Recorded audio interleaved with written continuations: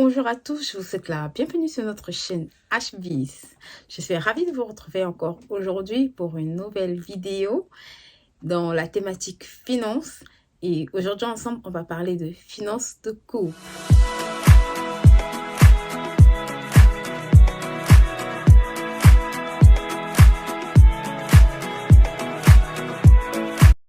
Alors, qu'est-ce qu'on va se dire sur la finance des couples? Aujourd'hui, je vais vraiment voir avec vous trois choses importantes, ou trois valeurs plutôt importantes que chaque couple en fait devrait développer ou devrait se donner comme objectif de développer pour avoir une gestion financière saine. Alors, bien gérer ses finances en couple, ce n'est pas que s'attarder sur l'aspect argent. Il y a des choses que vous devez définir en amont pour que l'argent qui arrive, en fait, vous puissiez véritablement bien le gérer. Et c'est vraiment ce sur quoi je vais m'attarder aujourd'hui avec vous. Avant d'entrer dans le vif du sujet, si vous n'êtes pas encore abonné sur cette chaîne, je vous invite à vous abonner, à cliquer sur la cloche pour vous abonner, pour ne rien rater de tout ce qu'on va poster comme contenu cette année. Cette année sera une année véritablement riche pour nous et nous voulons vraiment que vous profitez au maximum de tout ce qu'on va mettre comme contenu sur cette plateforme. Alors, la première valeur que je vais voir avec vous, qui est vraiment pour moi l'une des valeurs indispensables que chaque couple devrait avoir et qui représente, je pense, la base d'ailleurs d'une gestion financière saine, c'est la transparence. En tant que couple, vous devez travailler à être transparent l'un envers l'autre. C'est vraiment un principe infaillible et c'est une valeur que vous devez vous fixer en tant que couple, de travailler. C'est une valeur que vous devez vous fixer en tant que couple, de vraiment l'avoir. Pourquoi est-ce que c'est important d'être transparent? Pourquoi est-ce que c'est important de développer la transparence d'un couple? Simplement parce que à chaque couple, en fait, ou à tous les couples d'ailleurs, je dirais, est rattaché un principe, celui de l'unité. Alors, il n'y a pas de couple s'il n'y a pas d'unité. Il n'y a pas de couple s'il n'y a pas d'unicité.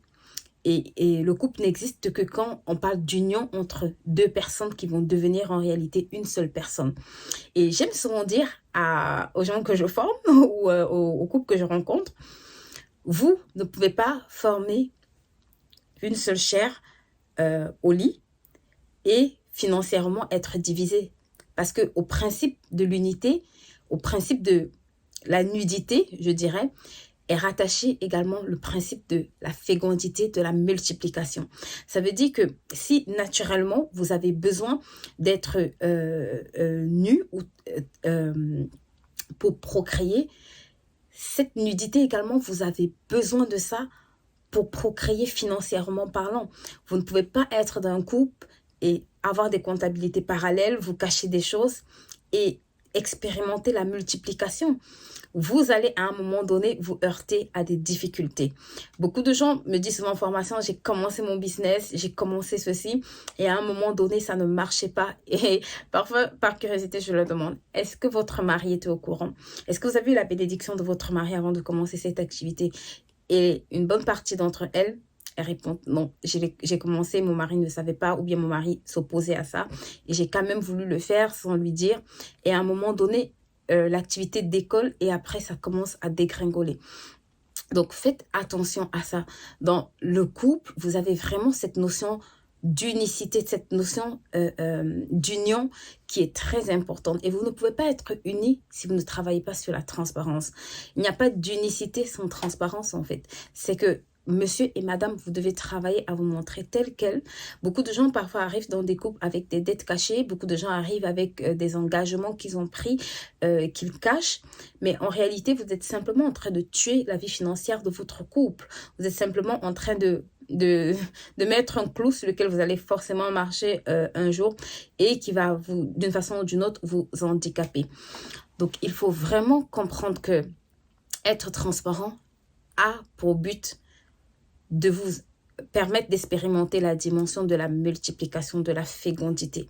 Si je suis transparent, c'est parce que j'ai besoin que l'autre, en fait, me fasse confiance. J'ai besoin d'avoir aussi confiance à l'autre. Et pour travailler cette confiance, ou pour que cette confiance se développe, vous avez besoin d'être vrai l'un envers l'autre. Vous avez besoin d'être nus, si je dirais financièrement, l'un devant l'autre, pour que ensemble, vous puissiez mettre ce que vous avez pour travailler à atteindre les objectifs de votre couple. Donc, la transparence, c'est vraiment une notion qu'il ne faut pas négliger. Prenez le temps de le travailler pendant les fréquentations, prenez le temps de le travailler pendant le moment où vous vous mettez ensemble et que vous commencez à cheminer de façon sérieuse et travaillez vraiment à développer ce côté-là, travaillez vraiment à apprendre à tout vous dire. Travailler vraiment à être sincère, à être vrai et continuer dans le mariage en fait, continuer vraiment à être, à garder cette transparence-là dans tout ce que vous faites, même si ce que vous allez dire à l'autre ne va pas forcément lui plaire, mais donnez-vous ça comme valeur. Dites-vous que ça doit faire partie des valeurs qu'on veut avoir au sein de notre couple, qu'on veut développer et avec lesquelles on veut grandir. Deux personnes ne peuvent pas marcher ensemble si elles ne se sont pas accordées. Donc, si vous vous accordez, il n'y a pas de raison que vous vous cachiez des choses.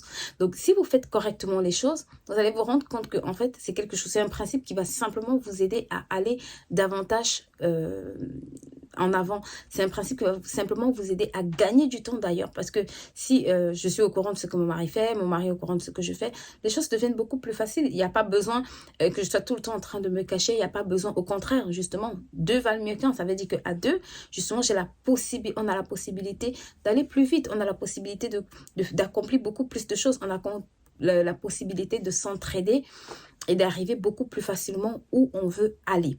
Donc, vraiment travailler cette notion de transparence. Je dis souvent, j'aime bien cette phrase, je dis souvent, vous ne pouvez pas être nu physiquement pour procréer, pour avoir des enfants et être habillé spirituellement. Je dis souvent cette phrase que j'aime énormément, c'est que vous ne pouvez pas être nu physiquement pour procréer et porter des habits financièrement et vouloir procréer. Ça veut dire que la notion de transparence, c'est vraiment, véritablement tellement importante que vous devez expérimenter cette notion de nudité dans le couple à tous les niveaux. Ce n'est pas juste quand on est dans une chambre, même dans vos finances, même dans vos challenges, dans tout ce que vous avez, vous devez expérimenter cette notion de nudité pour procréer. Et ça s'applique aussi dans le domaine de la finance. Donc, travailler vraiment cette transparence-là. Transparence, ça veut dire je n'ai rien à cacher. Transparence, ça veut dire je peux me présenter tel que je suis. Transparence, ça veut dire être nu l'un devant l'autre, en fait. Ça veut dire que c'est possible que l'autre puisse voir, voilà, en moi, tout ce que je fais ou que je puisse me présenter à l'autre, tout ce que j'ai à faire, tout ce que j'ai, sans qu'il n'y ait de gêne en fait, sans que ça ne pose un problème. Donc effectivement, parfois, c'est des choses qui s'acquièrent avec le temps, mais il faut déjà le désirer en fait. Il faut déjà le poser comme base, comme valeur, comme quelque chose sur lequel vous avez résolu de vous dire que ok, on va fonctionner comme ça et il faut maintenant travailler à le faire progressivement. Mais à un moment donné, vous allez voir que ce sera beaucoup plus simple à expérimenter si vous le fixez bien évidemment comme une valeur, comme quelque chose qui est important pour vous et sur laquelle vous voulez baser votre vie financière de couple. Ça, c'est le premier point que je voulais voir avec vous. Alors, la deuxième des choses que je vais voir avec vous, que beaucoup de couples banalisent, mais qui est ô combien importante également, c'est le pardon. Vous devez apprendre à vous pardonner. Vous savez, tout le monde fait des erreurs. Tout le monde fera des erreurs. Et l'une des choses que j'ai remarqué, c'est que parfois, quand l'un des conjoints commet une erreur, l'autre a du mal à lui faire confiance. Mais en réalité, c'est parce que parfois, il n'a pas sincèrement pardonné. Ça veut dire, pardonner, ce n'est pas juste dire oui et je passe à autre chose. Non, c'est que je prends également la décision ou le choix dans le couple d'oublier également cette erreur. Ça veut dire que si quelqu'un revient avec un nouveau projet, bien sûr, j'ai le droit d'attirer son attention pour lui dire, la dernière fois, tu as fait des erreurs sur tel et tel niveau, fais attention. Mais ça ne doit pas être un motif pour l'empêcher, en fait, d'essayer à nouveau certaines choses.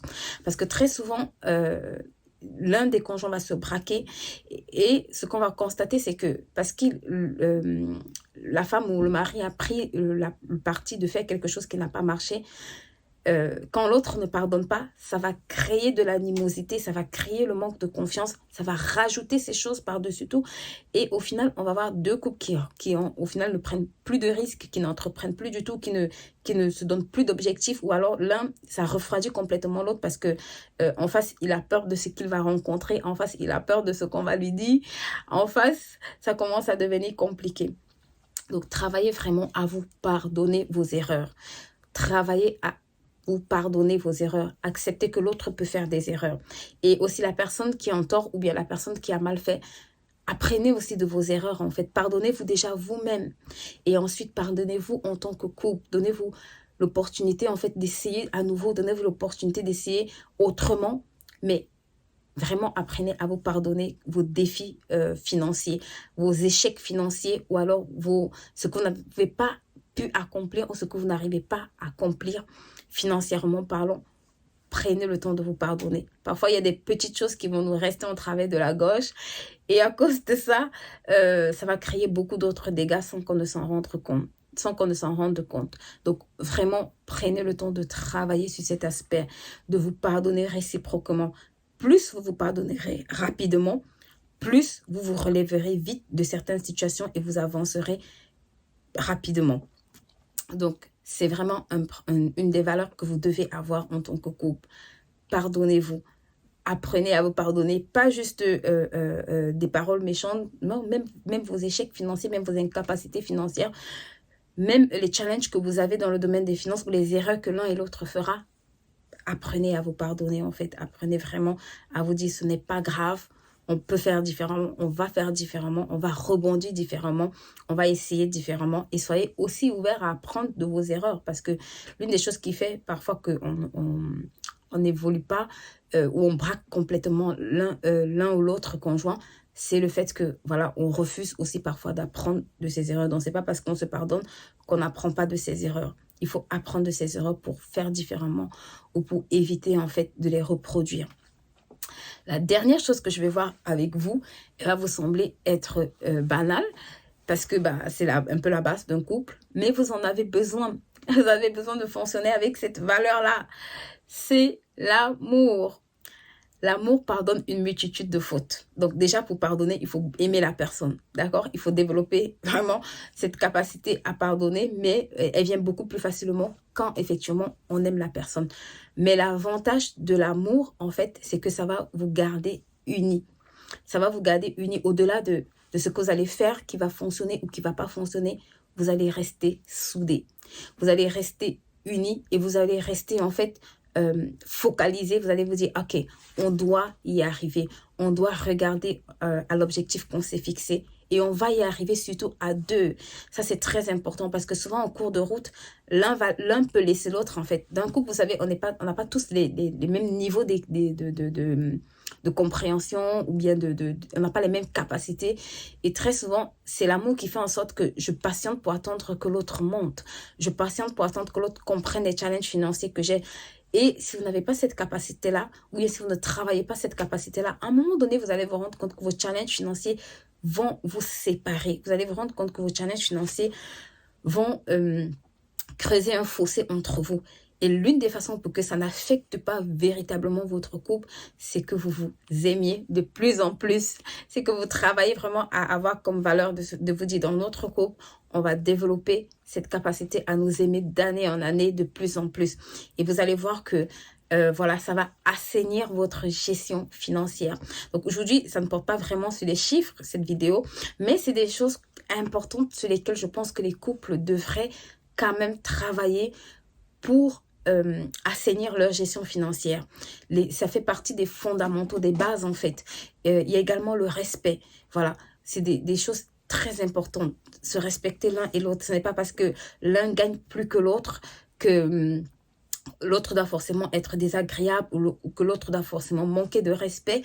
Vous devez vraiment travailler à développer vos valeurs. Ce que je vous invite à faire comme exercice, c'est vraiment de prendre un bloc-notes un cahier en tant que couple et de vous poser la question de savoir quelles sont les valeurs qu'on veut avoir. On ne veut peut-être pas se disputer au sujet de l'argent, ça peut être votre valeur. On veut vraiment être respectueux l'un vis-à-vis de l'autre. On veut vraiment se pardonner quand les choses ne fonctionnent pas. On veut vraiment s'aimer davantage. On veut vraiment...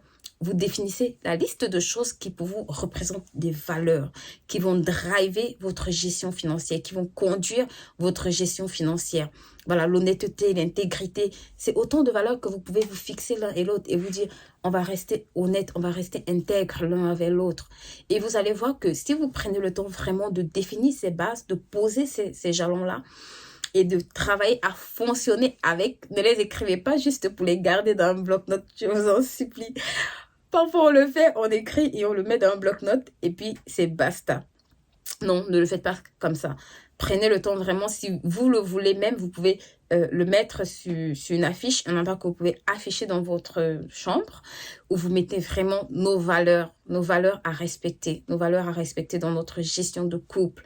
Et vous allez voir qu'à chaque fois que vous allez traverser un challenge, voilà, ça peut être, par exemple, ça peut être ne pas se mettre en colère. Voilà, donc même quand l'autre va faire un truc, ok, notre valeur, c'est de ne pas se mettre en colère. Donc, on attend quand la tension baisse. Avant de s'exprimer, on ne se dispute pas. Donc, on peut parler comme des adultes. Vous allez voir que c'est des choses qui vont vraiment vous aider à vous améliorer de plus en plus, outre l'aspect, voilà, gestion budgétaire et tout. Vraiment, travailler à mettre des valeurs saines. Travailler à avoir des valeurs saines qui vont venir assainir votre gestion financière davantage, qui vont venir vraiment vous permettre de pouvoir arriver à cette dimension-là que vous recherchez avec vos finances. Voilà, je vous dis à très bientôt sur notre chaîne HBiz. Au revoir.